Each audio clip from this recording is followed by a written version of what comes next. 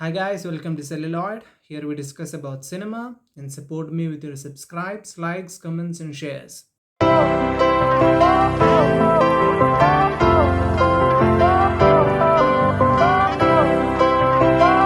So, what is cinema?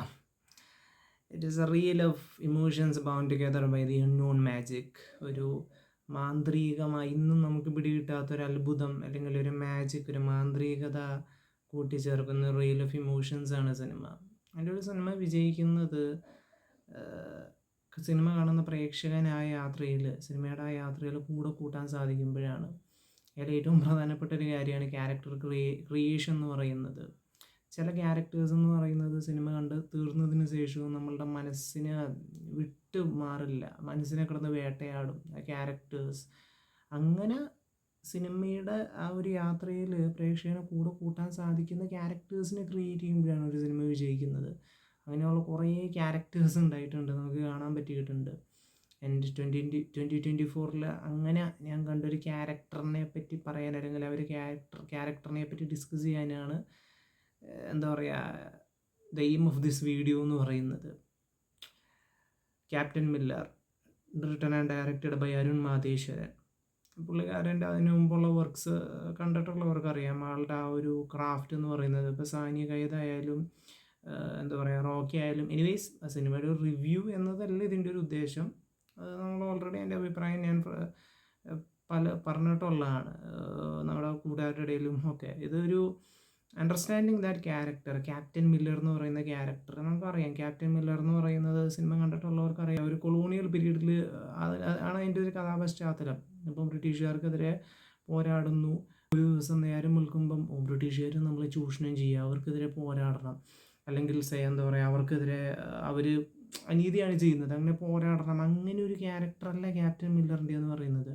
അവിടെ different layers. അനലീസൺ ആണ് പിന്നീട് ക്യാപ്റ്റൻ മില്ലറായി മാറുന്നത്. അയാൾ എന്താ പറയുക തൻ്റെ ചുറ്റും ഉള്ള സമൂഹത്തിൽ നിന്ന് അനീതി അല്ലെങ്കിൽ ഇൻജസ്റ്റിസ് ലഭിച്ചിട്ടുള്ളൊരു ക്യാരക്ടറാണ്. ആ ഇൻജസ്റ്റിസാണ് അയാളെ സെൽഫിഷ് ആക്കി മാറ്റുന്നത്. ആ ക്യാരക്ടറിനെ എന്താ പറയുക ഡിഗ്നിറ്റിക്ക് വേണ്ടി അല്ലെങ്കിൽ റെസ്പെക്റ്റിന് വേണ്ടിയാണ് അനലീസൺ ബ്രിട്ടീഷ് പോലീസിൽ അല്ലെങ്കിൽ മിലിറ്ററിയിൽ ചേരുന്നത്, ക്യാപ്റ്റൻ മില്ലറായി മാറുന്നത്, ഐഡൻറ്റിറ്റി സ്വീകരിക്കുന്നത് റെസ്പെക്റ്റിന് വേണ്ടിയാണ്.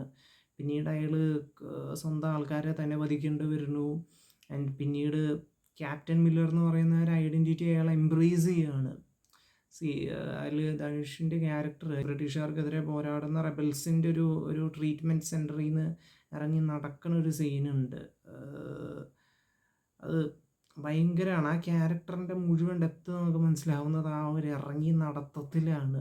അപ്പോൾ അതാണ് പറഞ്ഞത്, ഒരിക്കലും എന്താ പറയുക പെട്ടെന്ന് ഒരു ദിവസം നേരെ ഇരുട്ടി വിൽക്കുമ്പം ബ്രിട്ടീഷുകാർക്കെതിരെ പോരാടണം എന്ന് തീരുമാനിക്കുന്നൊരു ക്യാരക്ടറല്ല ക്യാപ്റ്റൻ മില്ലറിൻ്റെ. അയാൾക്ക് ഉണ്ടാകുന്ന മാറ്റങ്ങളുണ്ട്, തൻ്റെ ചുറ്റുമുള്ള സമൂഹങ്ങളാൽ സെൽഫിഷായി മാറിയൊരു ക്യാരക്ടറാണ്. ആ ബിട്രയൽ അവിടെ ഉണ്ട്.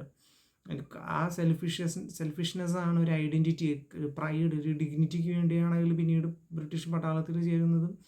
അവിടെ സ്വന്തം ആൾക്കാരെ തന്നെ കൊല്ലേണ്ടി വരികയാണ്.